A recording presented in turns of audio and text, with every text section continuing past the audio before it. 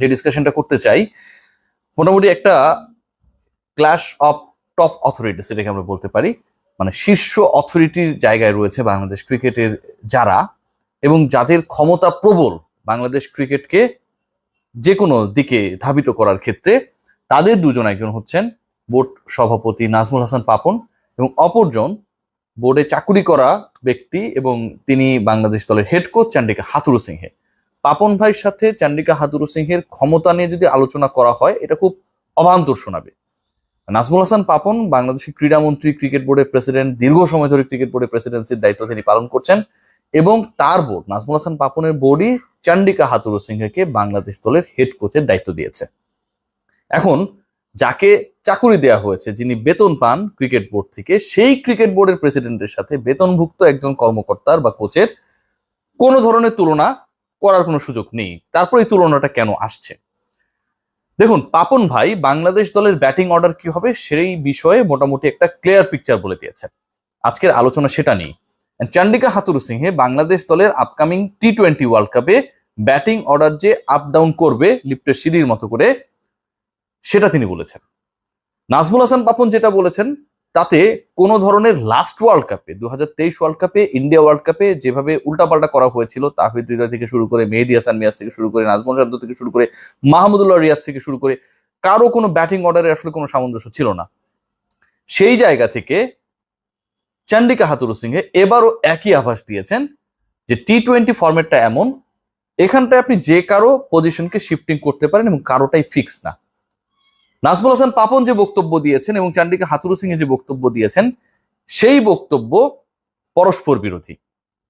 এবং বাংলাদেশ দলের batting order কি হতে যাচ্ছে সে সম্পর্কে নাজমুল হাসান পাপন ফিক্সড 7টা পজিশন সম্পর্কে বলে দিয়েছেন। 3 ওপেনার রয়েছেন দলে, 3 ওপেনারের 2জন তারা তো ওপেনিংই করবেন। 3 নম্বরে শান্ত, 4 নম্বরে হৃদয়। সাকিব আল হাসানকে বিসিবি প্রেসিডেন্ট 5 নম্বরে দেখতে চান, মানে সাকিব আল হাসান ব্যাট করবেন নাম্বার 5-এ।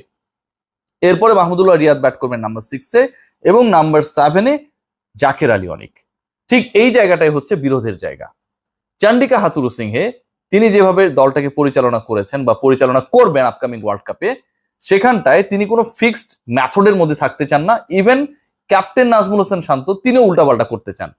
সাকিবের 5 নম্বর পজিশন নিয়ে তো অবশ্যই আলোচনা রয়েছে, ডিবেট রয়েছে, বিতর্ক রয়েছে, কিন্তু তার আগে চান্ডিকা হাথুরু সিংহে, যিনি দল পরিচালনা করবেন, যার উপরে কারো কথা বলার শক্তি নেই জাতীয় দলের হয়ে যারা খেলতে গেছেন, সেই তিনি কি বিসিবি বসের বক্তব্য, কথা, পরামর্শ এবং দেখিয়ে দেয়া ব্যাটিং অর্ডার মানবেন? আমি মনে করি মানবেন না। তিনি তার মতো করেই চলবেন, তার স্টাইলে চলবে, এবং Bangladesh cricket board end of the day তাকে কোনোভাবে আটকাতে পারবে না।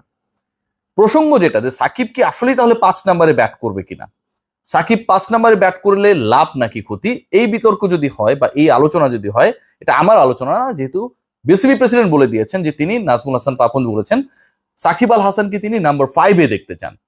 সো এটা কিন্তু অনেক বড় একটা বার্তা ক্যারি করে। কিন্তু সাকিব আল হাসান রিসেন্ট পাস টি-20-তে যতটুকু আসলে 3-4-এ সফল, তুলনামূলকভাবে 5 নম্বরে ততটা সফল না।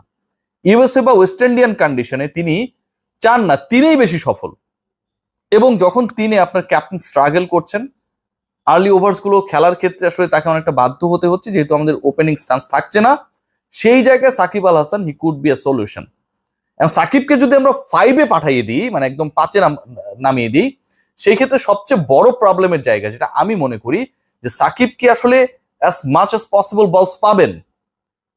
সাকিব শুরুর দিকে কিছুটা স্ট্রাগল করেন, কিন্তু এরপর যেভাবে স্মুথলি ইনিংসটাকে ক্যারি করার ক্ষেত্রে একটা প্রপার রোল প্লে করেন, প্রোঅ্যাক্টিভ রোল প্লে করেন, নাম্বার 5-এ সেই সুযোগটা থাকবে কিনা।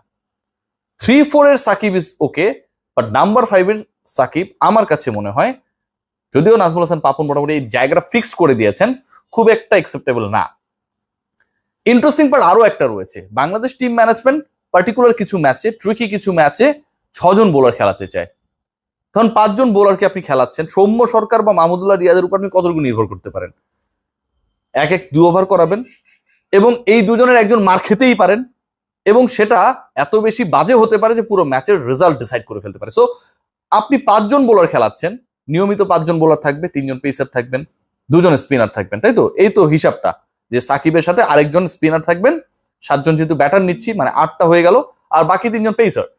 সো এই 5 জন বোলারের যদি একজন ফ্লপ হন, বাংলাদেশের অ্যাবিলিটি, যেহেতু নাজমুল শান্ত বলেছেন যে আমরা 200 করার চিন্তা নিয়ে আপাতত বিশ্বকাপে যাচ্ছি না, অ্যাবিলিটি যেহেতু 160, 70, 50 রান করা, সেই জায়গায় তো ভাই আমরা যে টার্গেট নিয়ে আসলে ক্রিকেটটা খেলতে যাচ্ছি এবং টি-20 যেভাবে চলছে, যেহেতু বোলারসদের উপর আমরা অনেক বেশি ডিপেন্ডেন্ট, আমরা তো ভাই পার পাবো না।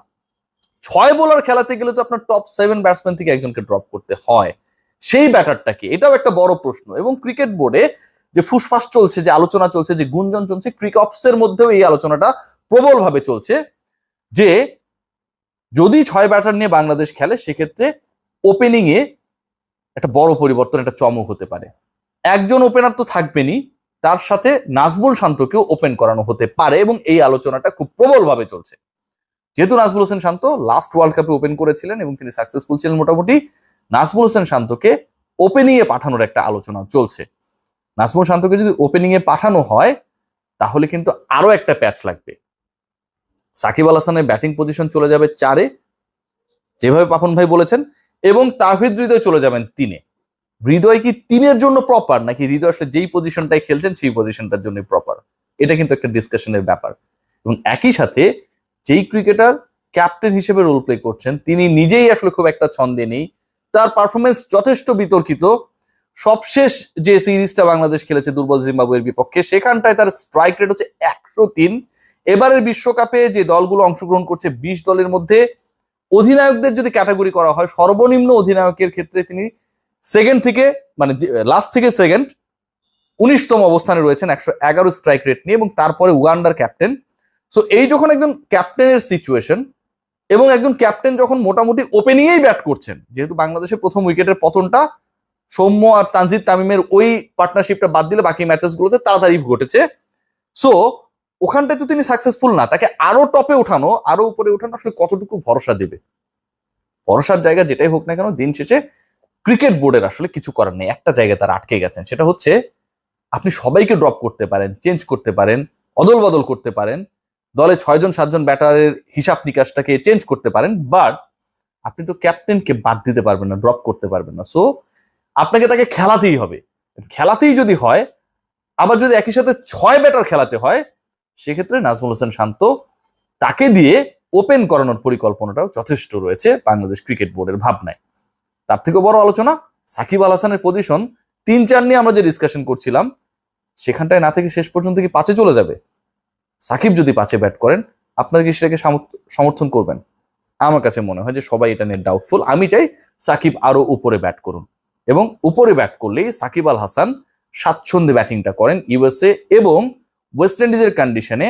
তার ক্যারিয়ার গড় কিংবা স্ট্রাইক রেট অন্য পজিশনস গুলোর তুলনায় অনেক বেটার যখন তিনি নাম্বার 3-তে ব্যাট করেছেন। সবাই ভালো থাকবেন।